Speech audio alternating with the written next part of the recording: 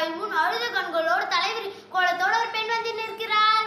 அப்படி அந்த பெண்ணிற்கு என்ன தீருமோ தெரியவில்லையே, கேட்டாயா?